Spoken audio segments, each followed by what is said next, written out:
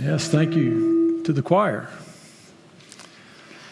So like King Henry VIII said to each of his 6 wives, I won't keep you long this morning, but we will need to cover some territory. W.E. Sangster, he was a minister in England back in the 1950s. He developed Lou Gehrig's disease, or ALS. He lost use of his legs. Then he lost his voice. And on Easter morning, 2 weeks before he died, he still had use of his fingers. And he managed to write out a note to his daughter. It said this: how terrible to wake up on Easter morning and not have a voice to shout, "He is risen." How much more terrible to have a voice and not want to shout. And I want to give you reason to shout this morning. That's the goal. Let me start off with this. Some of you've never heard of the Shed at Dulwich. For a while, a couple years ago, that was the most famous restaurant in London. The hottest ticket in town, #1 on TripAdvisor. Every weekend, hundreds of calls and emails would stream in, begging for a reservation for a special occasion, maybe a birthday or some other celebration. But many of them were ignored. Many of them were denied and told, look, we're booked up solid for 6 months. Can't do anything for you. But it was all a hoax. A guy by the name of Uga Butler, through some manipulation of algorithms and some BuzzFeed, he got himself a burner phone, got a domain name, set up a website of a restaurant out of his garden shed in his backyard in South London. Posted pictures of delicious looking food that you would never want to eat. Because some of it he used paint out of his garden shed on the plate. He had one of those 3-inch chlorine tablets like you put in the pool. Shaving cream. He even took a picture of the heel of his foot and used that for one of the meals that set before people. So for months, this went on as the hottest ticket in town. It was an appointment-only restaurant. Problem is, they wasn't taking any appointments. They were always told they're completely full, and it was a lie. And so after 6 months of this, he decided to end it. He did this by inviting 3 couples to have dinner in his garden shed at the back of his house. 2 of the couples were actors. One couple was American tourist. He fixed them microwave dishes, which they raved about. And the tourists from America said they couldn't wait to come back and visit there again in their next trip to London. Well, what I want you to know this morning is that what we celebrate in Christianity in general is not like a hoax like that. It's not like fake news.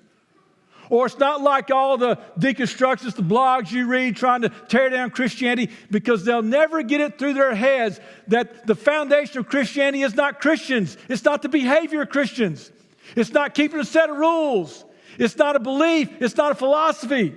The foundation of Christianity is an event that took place 2,000 years ago when Jesus rose from the dead. And if you were to take that event out of Christianity, you wouldn't just be messing up the last chapter or the last couple of chapters inside of a book. The whole story's gone. The whole story is just completely worthless. The resurrection proves that Jesus was who he said he was. See, Jesus never claimed to be a great teacher. His claims went much further than that. He claimed to be God. He claimed to be the Savior of the world. He claimed to be the Messiah. He claimed to be the only way you can get to God. He claimed that if you want to see what God was like, look at him, because he was God in the flesh. And then he also claimed that he was going to be crucified and rise again 3 days later, and he did. So with that in mind, let's look at what Peter said a few weeks after this. This is what Peter said.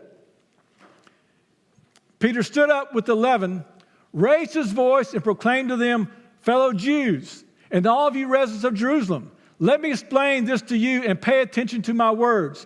For these people are not drunk, as you suppose, since it's only 9 a.m. On the contrary, this is what was spoken to the prophet Joel. And then he quotes Joel. But I want you to notice here what Peter doesn't say. Peter doesn't give some big defense of the resurrection. He doesn't take 30 minutes and say, let me prove to you why Jesus rose from the dead. Why? Because the resurrection happened not hundreds of years earlier and not in a city 1,000 miles away. It happened just a few weeks earlier, just a few hundred yards from where Peter was speaking. And the people who were listening to Peter, every one of those people who were listening to Peter had friends, or they had friends who had had seen Jesus alive. It was already established that the resurrection was a fact. What Peter is going to do is just stand up and tell them why Jesus had to be crucified and why he rose from the dead. So that's where we start at this morning. Here's what Peter says. Fellow Israelites, listen to these words. This Jesus of Nazareth was a man tested you by God with many miracles, wonders, and signs that God did among you through him, just as you yourselves know. And they would have said, yes, we know. We saw those. We witnessed those. That's why we were always crowding around him, because we wanted to see another one. So they knew about that. Then he says this, though he was delivered up according to God's determined plan and foreknowledge, you used lawless people to nail him to a cross and kill him. But that phrase in there, God's predetermined plan.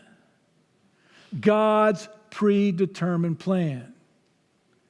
So this was a setup. Peter is telling them, God set this up. From the beginning of time, God set this in motion. Everything that happened was a setup. So things just didn't go wild one Friday. No, God set this up. Any of you ever been set up? Maybe when you were single, a married couple says, hey, come on over to our house. It'll be just you. And you get there, and if your guy is Jill, or if guy is Jill, if your girl is Joe, and you realize you've been set up. Anybody been set up? Maybe it's been in business. You go to a meeting, and you realize in that meeting there were 2 or 3 meetings before that you weren't invited to, because they planned to do something with the company they know you wouldn't like. And so they spent this time making all these arrangements, and you get to that meeting, you realize you've been set up. Well, what Peter is telling the crowd is this is a setup. God's predetermined plan.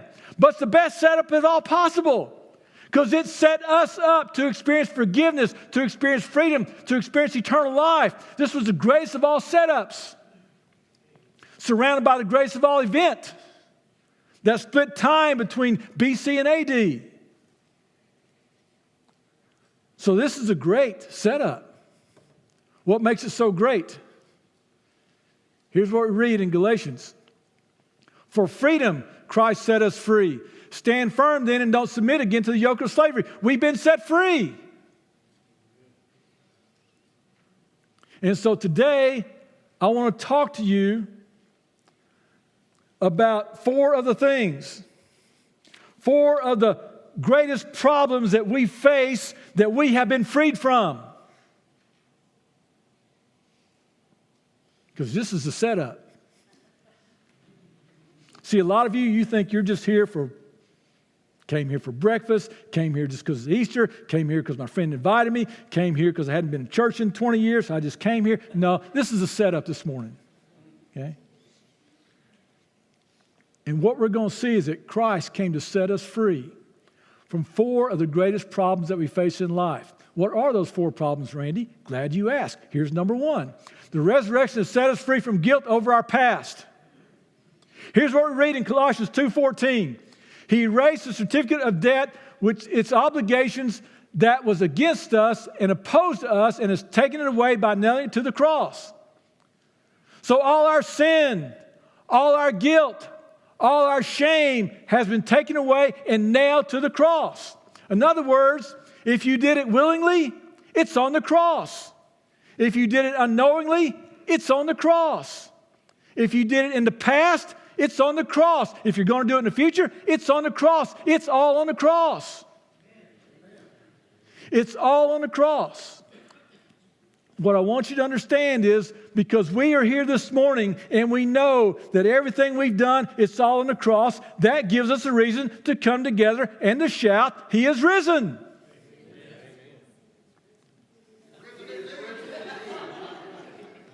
This will be a better sermon if you will cooperate just a little bit. I tried to teach you this last year, but apparently it didn't catch on. I know it's been a year. I get that. I'm with you. I'll tell you that story if y'all don't know, but he is risen, then he is risen indeed. All right. Number 2, the resurrection set us free from worry over our future when we die. A lot of people are afraid of death. Several times I've been walking through a hospital and I hear, I don't want to die. I don't want to die.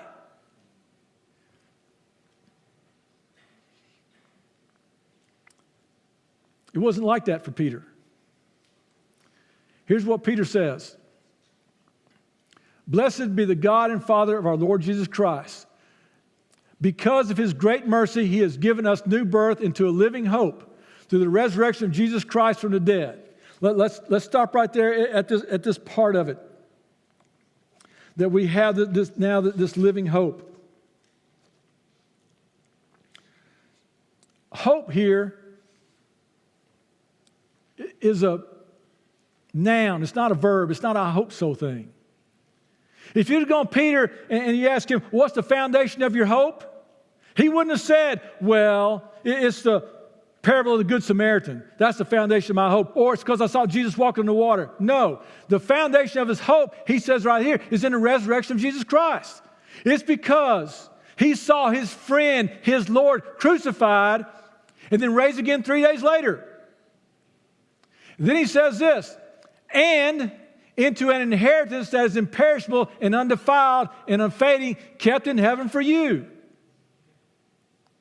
Who has an inheritance? Children do. And what's the inheritance? Heaven. Now here's the thing about this. Peter probably was never taught anything about heaven when he was growing up, because there's virtually nothing about heaven in the Old Testament. That's why half the Jewish leaders didn't believe in heaven. They just thought you lived for God's pleasure and then you died.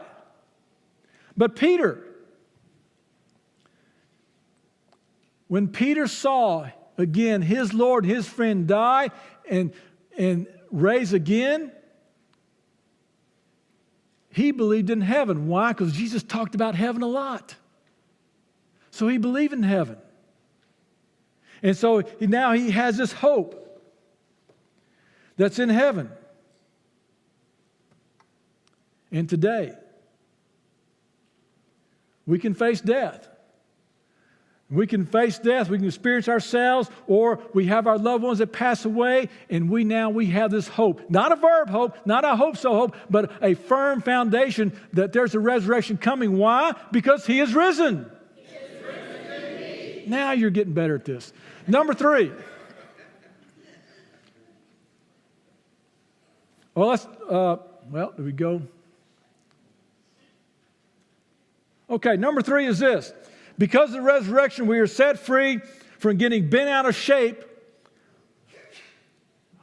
Good. Came back up. You guys are miracle workers back there. The resurrection set us free from getting bent out of shape due to the pains and suffering in this world. Americans are a bunch of worriers, are we not? We worry about everything. We worry about getting bills paid. We worry about our career. We worry about COVID, cancer. We worry about everything. And we hear news constantly that makes us worry even more. I go to the doctor. Doctor says, Randy, you need to quit eating so much red meat. I said, okay, so I'll stop putting ketchup on my hamburgers. But we worry about, sometimes it's the air we breathe. Sometimes it's the water we drink. It's all bad for us. And then we have all this pain and suffering on top of all these other problems. But here's what I want you to understand about Peter. There's a difference for him. And here's his difference that we read here in verses 6 and 7. This is back in 1 Peter 1 also.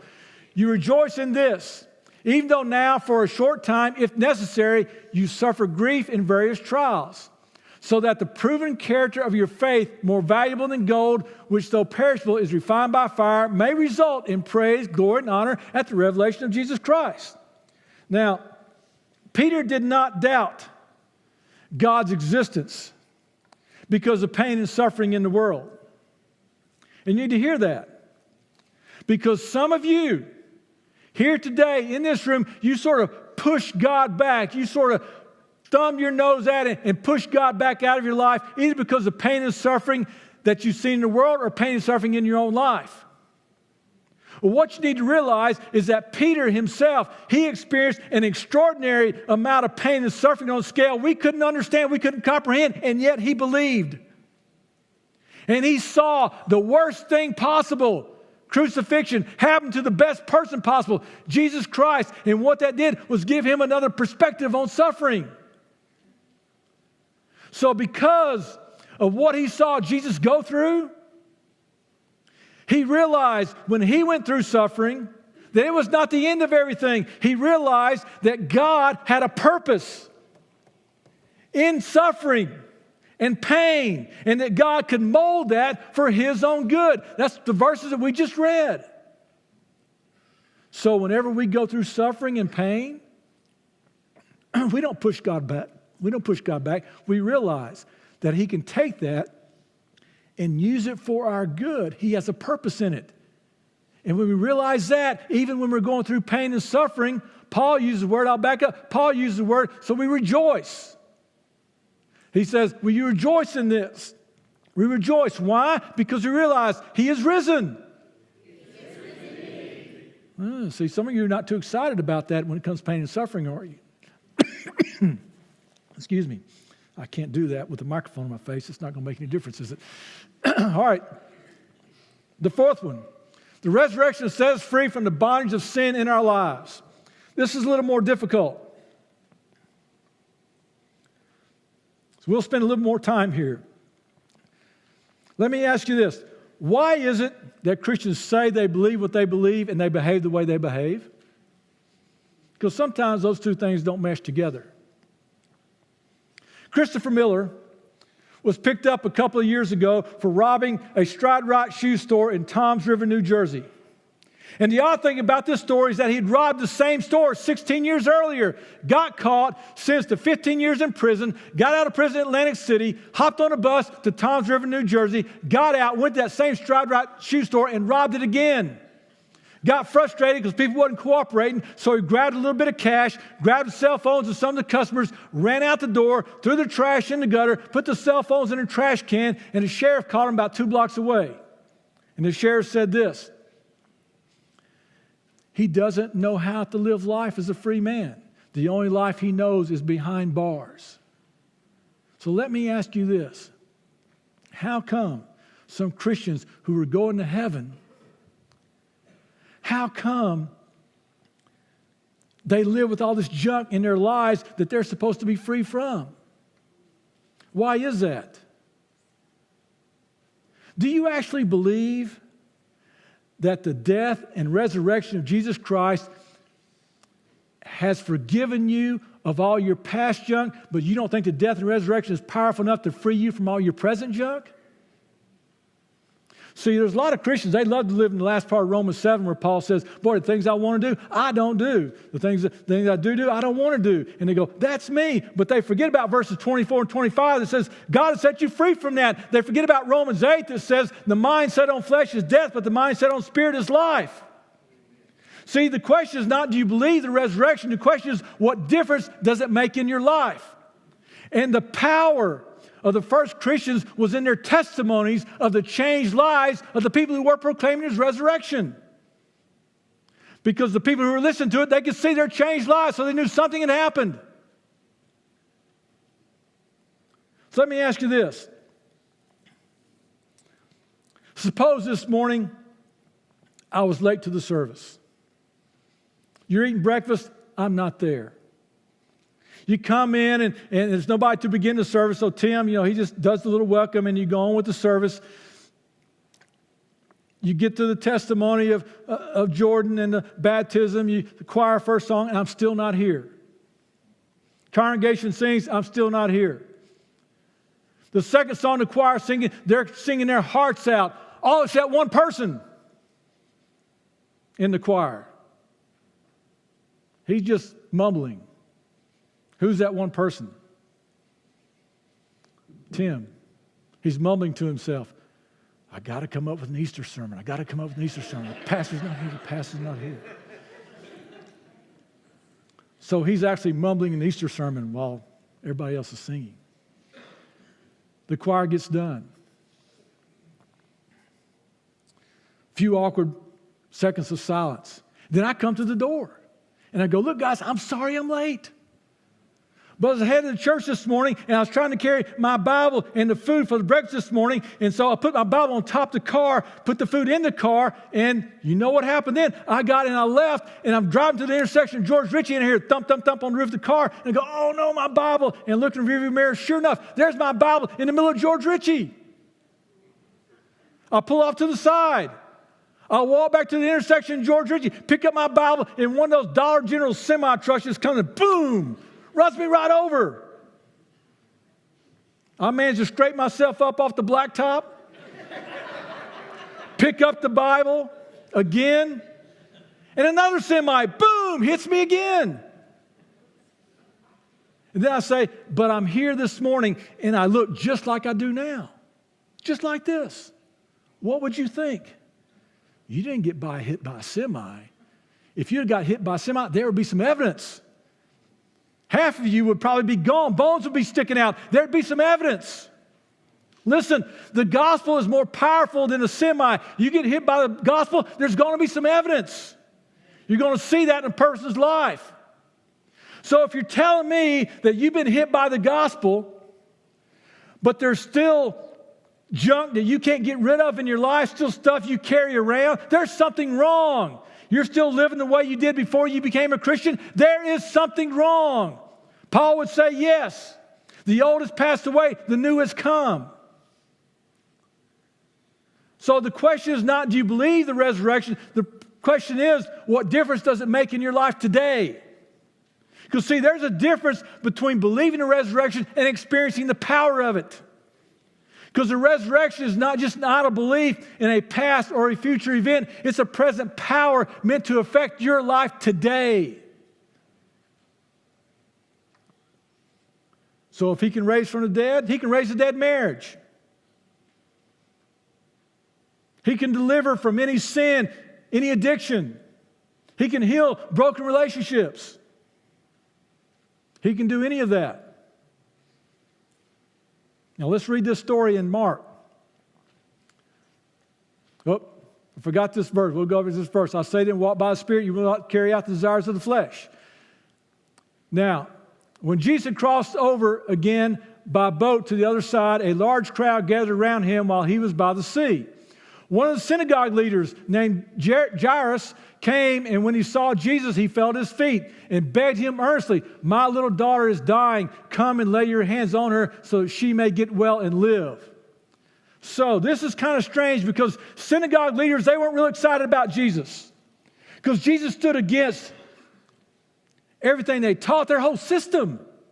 And so why would this synagogue leader come and humble himself and humiliate himself before Jesus? Because being a father trumps being a synagogue leader. His daughter's dying and he's willing to do whatever it takes. As you fathers, you know you would. Okay? Then we read this. So Jesus went with him, and a large crowd was following and pressing against him. Then we pick up, at once Jesus realized in himself that power had gone out from him. He turned around the crowd and said, who touched my clothes? So you got Jesus and Jairus, they're headed to his home. This crowd is all pressing around. And then Jesus just stops all of a sudden and says, who touched me? And then Jesus, he begins to have this conversation with this woman because we discovered that this woman had a bleeding for 12 years. She'd had this blood hemorrhage on the inside of her body. And she'd been to all sorts of doctors, spent all sorts of money, but that hadn't helped. That hadn't done anything. And sure you know what that's like. And so her moment of desperation is, if I can just touch the hem of his garment, if I can just do that, I'll be healed. And she does. So Jesus stops and has this little devotion with her. And Jairus is saying, no. This woman's been sick for 12 years. She can be sick for 12 years in one day. My daughter's dying. We need to get there now. Because if we don't hurry, she's fading fast and she might be gone. And he was right. He was right. Here's what we read next. While he was still speaking, people came from the synagogue leader's house and said, your daughter is dead. Why bother to teach her anymore? And some of you know what that's like. Why bother? Because some of you have situations in your life and you're just stuck in the status quo and you wonder, why bother? For some of you, it might be fitness. You may have known that this right here, it's just not the way it should be. It hadn't been that way in years. And you tried dieting, you tried exercise, you make a little progress, then recede, a little progress, recede. And you've done that for so long, you just look in the mirror and you go, why bother? For some of you, it's addictions and sin in your life. You tried hundreds of times, you tried thousands of times to quit. And you managed to get a few days in, maybe in a few weeks, but then it goes right back to it. And so you look at that sin, you look at that addiction, and you go, why bother? For some of you, it could be a relationship. You're estranged from your brother, sister, mother, father, son, or daughter. And you tried to heal that relationship. You tried, but every time you try, things seem to get worse. So now you just look at that and you go, why bother? For some of you, it could be your marriage. Your marriage has been stagnant and stale for years. And yeah, you tried some things. Nothing seems to work. It just seems to go back the way it is. Nothing gets any better. And so you look at your marriage and you go, why bother? Maybe it's in what you do, your career. There's times I go, look, I try and give these people the truth week after week, and they just still go out and do stupid things. Why bother? Sometimes I go, I spent hours and hours and hours preparing for a 25-minute sermon on Sunday morning, and they're going to forget it even before they get to their car doors today. Why bother? You ever felt that way? We act like the resurrection can't make any difference. But then we read this. When Jesus overheard what was said, he told the synagogue leader, don't be afraid, only believe. Whoa, just hang with me. Let's keep going. Don't stop now. It's not like Jesus didn't know that what they had said is true. He just knew it wasn't the final word. What we see as a finality, Jesus just sees as a technicality. What we see as irreversible, he sees as redeemable. See, the question is, are you going to let Jesus be between you and your problem? Or are you going to put your problem between you and Jesus? Where's that circumstance going to be? And people who are willing to walk in faith, they will put Jesus between them and their circumstance. But others, a lot of us, will always keep that circumstance between us and Jesus. Never the other way around. And so we just live with it. We have that why bother attitude. Then we read this. He went in and said to them, why are you making a commotion and weeping? The child is not dead, but asleep. They laughed at him, but he put them all outside. He took the child's father and mother, those who were with him, and entered the place where the child was. Then he took the child by the hand and said to her, Talith kum, which is translated, little girl, I say to you, get up. Immediately the girl got up and began to walk. She was 12 years old. At this, they were utterly astonished. And then we realize, if Jesus can raise a dead person, he can raise a dead marriage. He can get you over any addiction or any sin in your life. For he who the Son sets free is free indeed. We have that freedom. We have that freedom. And we need to understand that. What I'm trying to say is that Easter is not just a past or a future hope. Easter ought to be a present reality in our lives. Something that we live out every day. The same power that raised Jesus from the dead is the same power that can take every sin, every bit of guilt, every bit of shame, and erase that out of your lives. Isn't that the testimony we heard from Julie this past Friday night? All my sin, all my shame is gone. The same power that raised Jesus from the dead can keep you away from the fear of death. Isn't that testimony this past week at Aunt Bobo's funeral? We know where she's at. She knows where she's at. That's the testimony we had. That same power that raised Jesus from the dead can give you a different perspective on all your pain and sufferings. Isn't that testimony we had from Angela Friday night? All this pain I went through, I understood that God had a purpose in that and that He could mold that for my good. And the same power that raised Jesus from the dead can give you power over your sin and addiction. Isn't that what Larry gave us testimony to Friday night? His addiction is just gone. Addiction it's just gone.